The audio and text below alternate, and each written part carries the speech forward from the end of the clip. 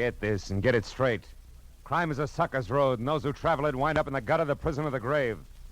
This time an old Spanish woman who cared. A red-headed mink who didn't, and a green suede button beside a corpse. All led me to a wounded man with a gun in his hand, cornered on a warehouse roof. It happened like this. From the pen of Raymond Chandler, outstanding author of crime fiction, comes his most famous character in The Adventures of Philip Marlowe.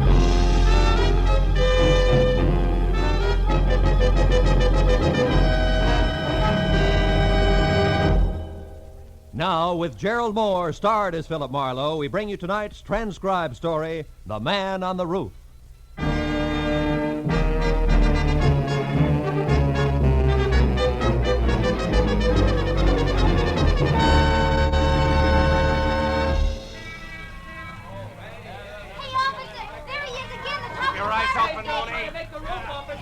Look, he's bleeding. You got him the last time. Yeah, there he goes. There he goes, Mooney, up there. The iron ladder leading to the roof. Let him have it. See him?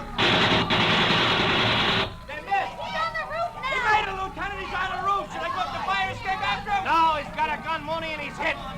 Put in a call for tear gas launchers. We'll use them from the roof across the street. It'll take a half hour. He isn't going any place. Go ahead, Mooney. Okay, Lieutenant. Hey, here comes Marlowe. About time I want to talk to him. Mooney! On the roof. He's over the edge there. Fire, Mooney! Matthews, hold it. Mooney, don't shoot again. What are you talking about, Marlowe? He's a killer. He's armed and dangerous. Listen to me. What do you want us to do? Scold him and send him home without a supper? Matthews, I'm going up after him. No, you're not, Marlowe. Come here. Let go of me, Matthews. Listen, Marlowe, nobody goes up there. We're going to gas him out. Come on, Mooney. Call for launchers. Matthews, please, listen to me, will you? Oh, why not? Tell me the whole story. We got nothing but time till they get here with those launchers. Please, Matthews, quit kidding. Nobody is kidding, Marlowe. That boy up there is a killer. Keep watching that roof, Becker. You make it curious. Well, Marlowe, the story you got. About 10 minutes ago, Matthews. At the beginning, Marlowe. Go on, Phil. I'm trying to. We'll start at the front. I'm a sucker for detail. You got a half hour before the tear gas arrives. Okay, Matthews, I'll start at the front and skip nothing. Right. I'll start where it started 4 hours ago at 5 o'clock this evening, some 15 miles from here on the outskirts of a little town of San Fernando. A telephone call from a woman whose voice had said that she was old and Spanish and very worried had brought me out to the place. A woman named Senora Andrade who told me that her only boy was heading for a lot of trouble and that I had to stop it. The Andrade home stood out like a thoroughbred alongside the milkman's horse in comparison to the other houses squatting on the sun-baked soil. And the Senora herself, at maybe 60 and in a cheap black cotton dress, a lace shawl and homemade slippers, was the tidiest person I'd ever seen. When she bowed from the waist in graceful greeting, I saw a single small ivory comb was the only thing holding a mass of long gray hair in one neat bundle. Senor Marlowe, you will excuse me if I do not extend you the hospitality of my house, but Pedro, Pete, he likes to be named, is already gone. There is no wasting time. Of course. Pete, your son, Senora, huh? Si. And a good boy, Senor Marlowe. Here is a photograph of him. It is taken only a week ago on his 25th birthday. Really? He was so proud of that green jacket I made for him. It was suede and flashing, he said. Flashing like something the rich Mr. Alex Brucho would wear. He has it on every day since then, even today. Alex Brucha, who's that, Mrs. Andrade? The senor who owns the warehouse for furs in Los Angeles. Oh? Number 12 Commercial Street. It's where my Pete worked until 2 days ago, when the trouble started. Well, what happened, Senora? It was during his lunchtime. He was eating from a meal I made for him like he always does, and talking to a stranger, some... how you say, senor, a man with no job all the time. A bum, a hobo, a loafer? Si, loafer, si. He was just telling me how he was telling him to find the railroad yards. That, senor, is where the trouble began. Oh, please, Senor Marlowe, you will have a chair there. Oh, yes, thanks. Now, tell me, Senora, this trouble, surely giving instructions to a loafer, as you say, didn't start it. Oh, but it did. After the lunch hour, the foreman, Senor Connor, questioned Pedro about this loafer. And when my boy said that the man was only asking for the railroad yards, this Senor Connor said he was a liar, that Pedro was giving out information about the shipments of furs, that he was fired, discharged. Just like that? See, senor, after 2 years of good, hard work. You see, Senor Marlowe, Pedro tells me that Senor Alex Brucha has been having his shipments of furs stolen on the road. Hijacked? Hijacked. And it is this reason why Pedro is fired. You want me to prove to Mr. Alex Brucher that Pete had nothing to do with this hijacking, huh? Get his job back, is that it? No, senor. It is too late. Why too late? Pedro already went down there this morning to do that. Oh. He went and told Senor Connor, the foreman, that he had nothing to do with the hijack. And more. He told him, Senor Marlowe, that he was fired because of Helen Castile. Who's that? The pretty girl who for a short time now works in Senor Brucher's office. Oh. Well, then I don't understand, Senora. This Helen Castile and my boy are falling in love. But Senor Brucher also likes this girl. Oh. What happened when Pete told this to Mr. Brucher? He never did. Before he even got to speak to Senor Brucher, that devil man, Senor Connor, and some other men beat him. Cut his face, blood on his arms, his clothing torn. He came home just before I called to you. Almost dead, Senor. Oh, I'm sorry. Well, how about now? No, Senor Marlowe. Pedro has gone back. Revenge in his heart. That is why you must stop him. Senor, you must bring him home before he kills. Before it is too late. Take it easy. No, take it easy, Senora. Don't worry. I'm sure I can bring him back. Positive. Oh, gracias, Senor. It's all right. Here, Senor, in this can. I have money. 19, maybe more dollars here. You take it. No. Not yet, Mrs. Andrade. I don't think it'll cost that much. We'll see, huh? Goodbye, Senora.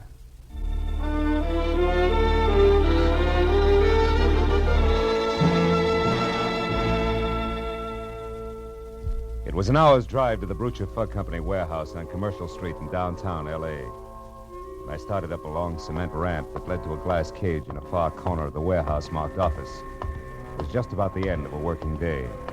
And when I was next to the door, let it enter, a bell someplace said that the end had arrived. Okay, man, knock off. You could tell the way everyone's spirits went up.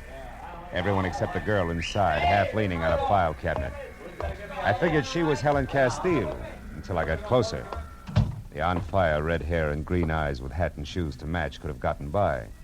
But the coat she wore was mink. So was the attitude. That would never take shorthand for $40 a week. Things just couldn't get that tough. Hello. You look like you lost something. Oh, is Helen still here, Helen Castile? Gone to powder her nose. Maybe back before she leaves for the day. May not. I don't know. Oh. You a friend of hers? No, Pete Andrade's. Never heard of him. Got a light? Oh. Please. Sure. Now, tell me, Miss... Haynes. Corey Haynes. You? Marlowe, Philip Marlowe. Miss Haynes, is Alex Brucher around? Home packing is going out of town. It does every other week. Important business? No, I just wanted to chat with him a while. Oh, Connor, is Alex's car gassed and ready for me? Yeah, it's ready. It's ready, Miss Haynes. Here are the keys. Thank you. And, Connor, please, stop wishing I were dead, will you? I can feel it, and it gives me the creeps. I'm so sorry, Miss Haynes, but, well, maybe we won't be seeing so much of one another so soon. If you mean Helen Castile, Connor, she's a great secretary, period. Yeah, sure. Now you, Mr. Marlowe. Mr. Marlowe. I'm a friend of Pete Andrade's. I You wanted... just said enough, mister. Almost too much. Now, wait a minute, Connor. Oh, What for? A lot of hot air? Listen, Marlowe, we've been running into all kinds of trouble around here. Hijacking, short shipments, misdirected cargoes, the works. So? So it all adds up to somebody on the inside helping somebody on the outside, and that ain't good. Now, take my advice, brother. Get your long nose out of this place and keep it out if you don't want it bent. It's the phone, Connor. If you lift it up, it'll stop that noise. Very funny. Hello. Oh, hello, Mr. Brucher. Yeah. Yeah, okay, I got it. Charming fella, isn't he? You'll be down here in a couple hours and I'm to wait. Check. Check, Mr. Brucher. Goodbye. His master's voice. Very funny again.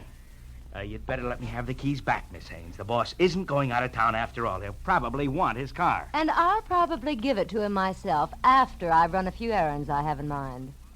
Goodbye, Mr. Marlowe. I hope we meet again in more pleasant surroundings. You two go to rival schools, Connor? Get out of here, Marlowe. Get out before you get the same treatment your friend Pete Andrade got. Oh, you've got to be kidding. You wouldn't do that to me, Connor. I'm not in love with Helen Castile. That goes for you, too, in spades.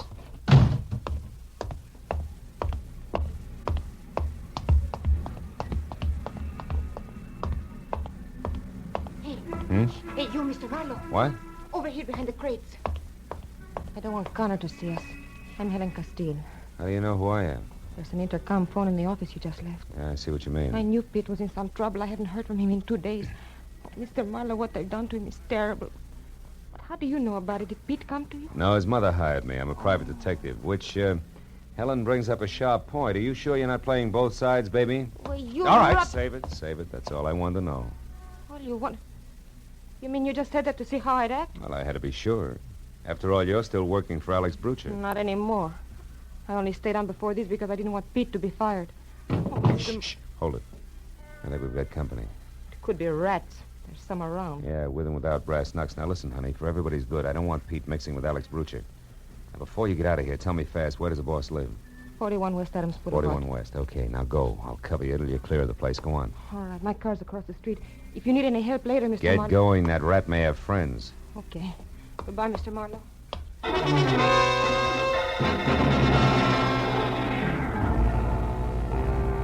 Helen got to the front gate, out into her car, and away without anybody bothering her. And a couple of minutes later, I covered the same smooth course, and I was beginning to believe that the rats were just that, except that when I was in behind the wheel of my coupe and heading for Adams Boulevard, I picked up a pair of headlights in my rear-view mirror, which for the next 40 minutes have zigzagged, stuck like they were painted there. But finally, a traffic jam gave me all the brake I needed. And a sharp right turn, followed by a lot of speed, left me free and once again on my way to West Adams Boulevard.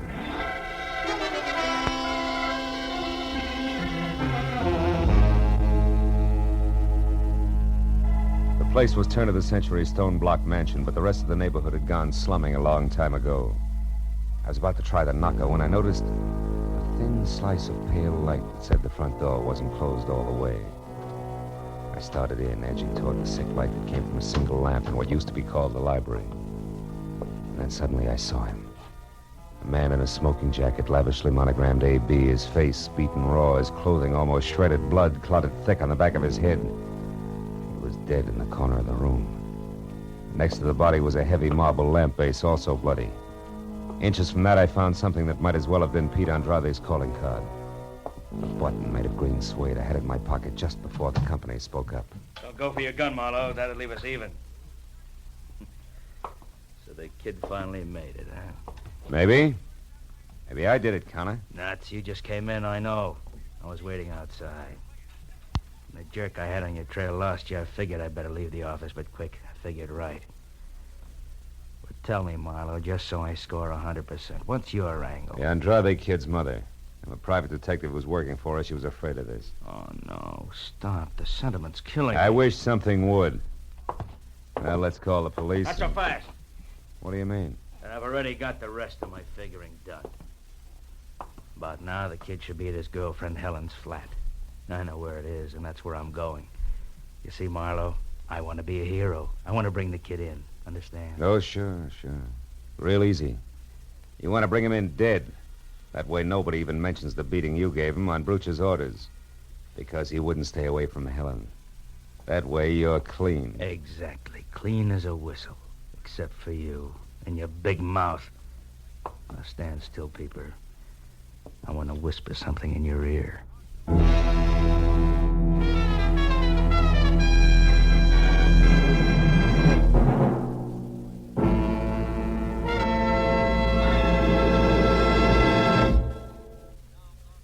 In just a moment, the second act of Philip Marlowe. But first, you're going to think the laughter of April Fool's Day came late when you listen to CBS this Wednesday night, for it's going to be one of the craziest, merriest, maddest nights of entertainment you've ever heard. Bing Crosby will be playing host to Arthur Godfrey and Perry Como. And even though lots of singing is promised from all three, who knows what's going to happen when the gags start flying? Groucho Marx and Burns and Allen will also be on hand with their famous fun shows this Wednesday. These great stars will be here on most of these same CBS stations. Burns and Allen, Groucho Marx, and Arthur Godfrey and Perry Como as Bing Crosby's guests. Now with our star, Gerald Moore, we return to the second act of Philip Marlowe and tonight's story, The Man on the Roof.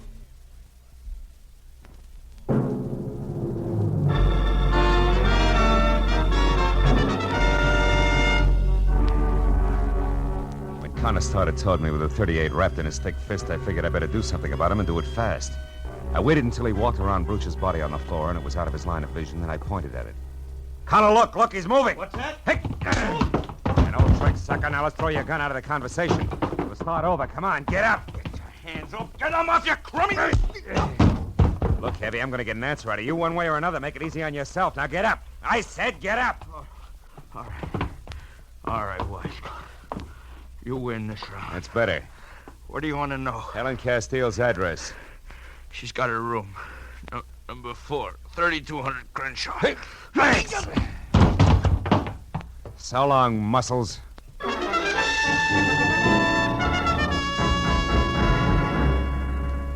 knew there wasn't much more I could do for a desperate hothead named Pete Andrade. He'd already done too much for himself in the wrong direction. I drove down Adams until I'd cooled off enough to call the police. And I stopped at a phone booth and gave Homicide a fast rundown on Alex Bruch's murder. But I hung up before they could ask me Senora Andrade's address in San Fernando or Helen Castile's place on Crenshaw. Because there were two women I wanted to talk to alone before the police moved in. After that, I drove out to Crenshaw and found the number 3200. Room 4 was at the far end of a half-lit hall. And there were voices inside. One was Helen's. The other was Pete Andrade. I reached for my gun.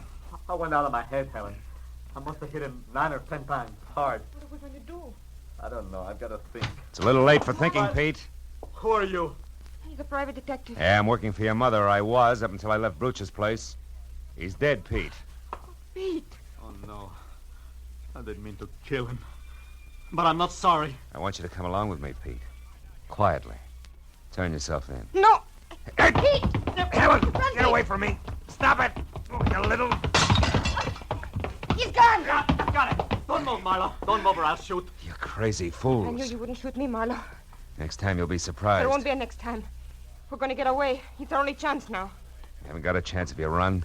You'll be dogged every minute of your short lives. You'll wind up full of bullets in the dark. You'll be running down a blind alley, and it starts right there with that door. Don't be suckers. Shut up. We're going to try it, Marlo. And we'll make it.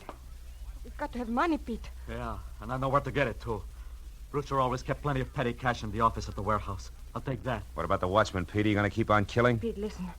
You can get in quietly with Brucher's keys. Corey Haynes has them. The office keys are in the same ring as the car keys. She always borrows them when she uses his car, and she's got it tonight. Well, I'll get them from her.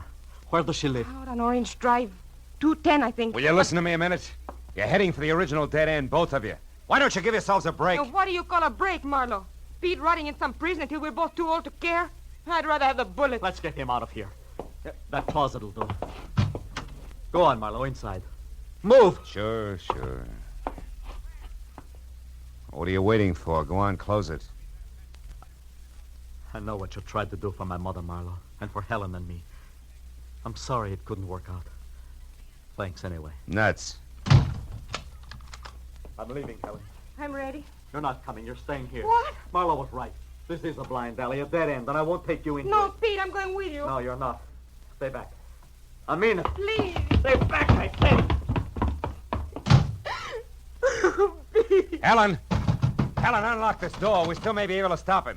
I'm playing this my way now, Marlo. You can stay where you are. Helen, don't you understand? I'm on your love side. it. I'm going with him whether he wants me or not. So long, Marlo. Happy landings, baby.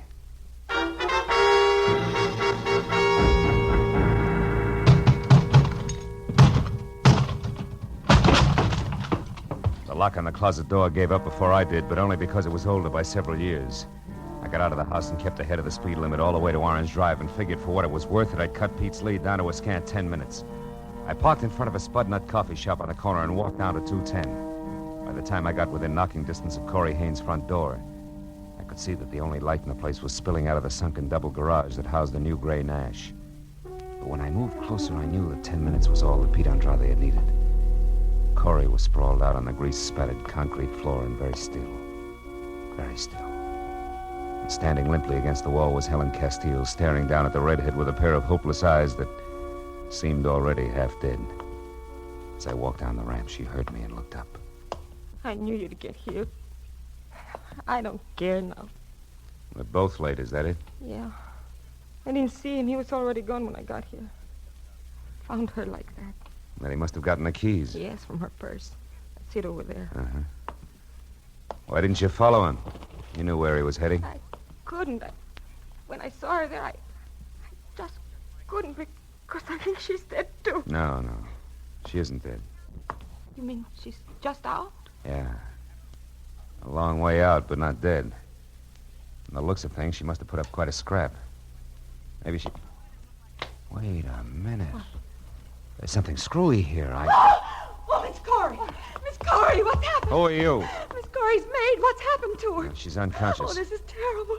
She knew there was going to be trouble. I swear she didn't. Miss Corey, honey, speak. How do you know that? Because she was worried. She told me 4 or 5 times she was going to stay in all evening, like she was expecting somebody. Sure. It figures all the way. Look here. Are you sure this is her purse? It certainly is. Was she robbed? Not exactly, but... Oh, yeah. This clinches it. Now, look, call an ambulance right away. Get Corey into a hospital and hurry. Oh, yes, sir. Helen, you stay here with her. Don't leave, understand? right. I'll see you.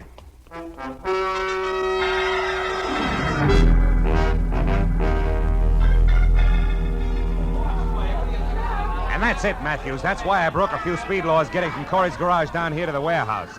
Because I had to find Pete and tell him before it was too late. I'm still not sure you made it, Marlowe. Look, this was dropped near Bruch's body. I just saw the mate to it in Corey Haynes' garage. Look, that's not conclusive. No, but these are. The papers I pulled out of her purse. Take a look at them. Go ahead. One glance will tell you where they came from and why. You get it, don't you, Lieutenant? Yeah, I get it. Certainly I get it. What a rotten setup. Well, then you gotta let me go up that fire escape and talk to him. He'll listen to me, Matthews. I know he will. I told you once before, Phil, he's been hit and he's cornered up there. It's driven him haywire. It'll probably blow the top of your head off, but... Go ahead. Go on up and try it. I'll pass the word. As I walked across the street and started up the fire escape, I knew Pete Andrade from someplace in the shadows on the roof was watching me, every inch of the way.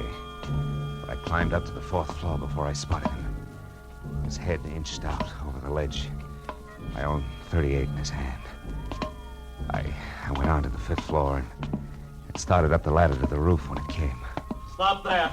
That's close enough. It's Marlowe, Pete. I know. That's the only reason you got this far. You got lots of nerve, Marlowe. Pete, I didn't bring a gun. Because I just came to ask you a question.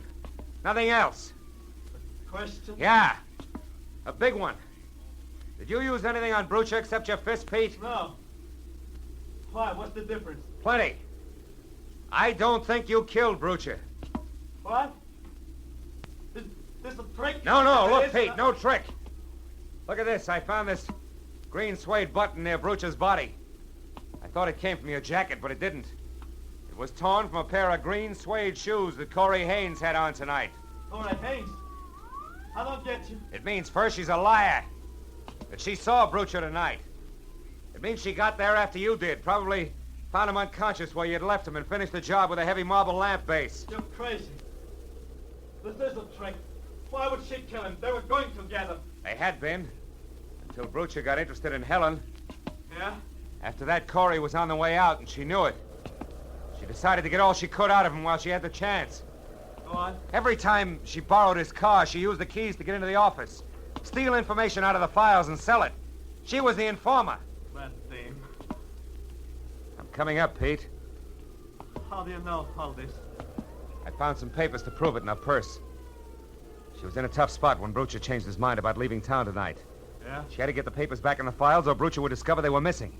But Connor staying in the office prevented it, so she was trapped. I see. When she saw a chance to kill Brucha and have you blamed for it, she grabbed at it. Are you convinced, kid? I almost shot you, Marlowe. Why did you take such a risk and climb up here? Because your mother has some ideas that I wouldn't like to see her lose, Pete. Also, I wanted my gun back. Well, do I get it? Yeah. You bet. Here. And thanks, Marlowe. I feel so good now. I guess I can. I know just how you feel, kid. I don't climb fire escapes like this every night. Believe me.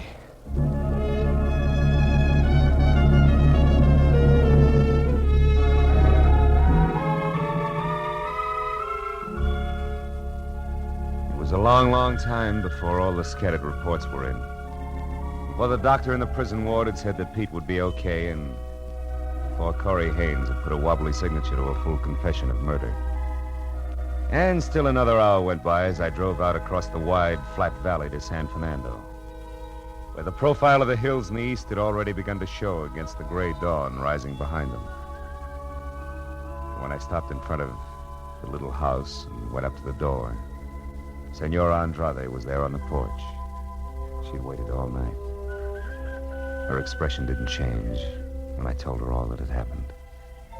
Didn't change, actually, until I was finally ready to leave. Then she put out her hand and took my arm. The lines of worry in her face softened. Senor Marlowe, last night I had but one son. Now this morning I have two. In my heart, you will always have a home. I am grateful. Gracias. She was most welcome.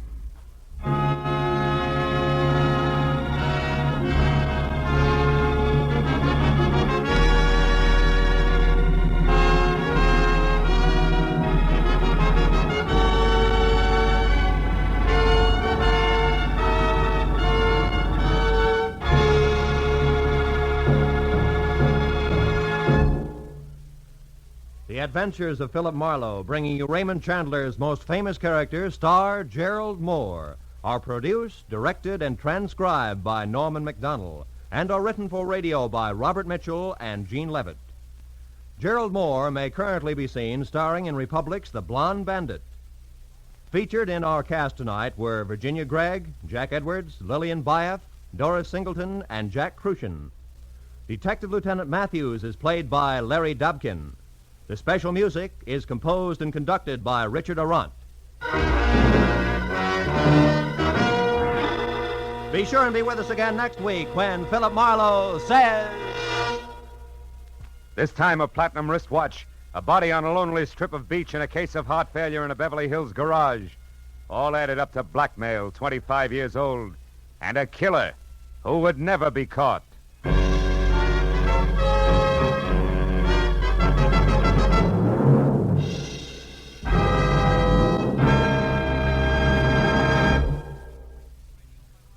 CBS invites you to hear one of the great ad-libbers in show business, Groucho Marx, every Wednesday night on most of these same CBS stations. Groucho's show, You Bet Your Life, finds the master throwing quips and questions at oddly assorted pairs of contestants. And it's fast, merry, and bright. So, remember, be listening this Wednesday, won't you?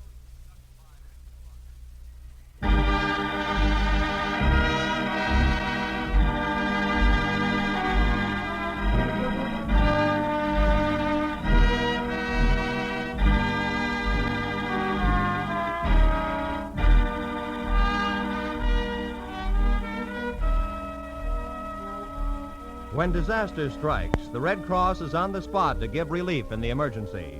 But its work does not end when the wind dies down, the fire is out, or the flood recedes. It goes on in many different ways, helping to restore people to their normal way of living.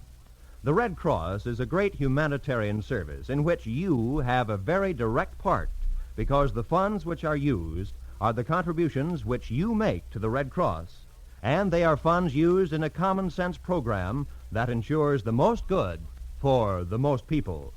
Red Cross disaster relief and rehabilitation is one of the great reasons why we must keep our Red Cross ready. All may help. Give now to the 1950 Red Cross Fund. Remember, whatever you gave before, this year, add a quarter more. This is Roy Rowan speaking. Now stay tuned for Pursuit, which follows immediately over most of these same CBS stations. This is CBS, the Columbia Broadcasting System.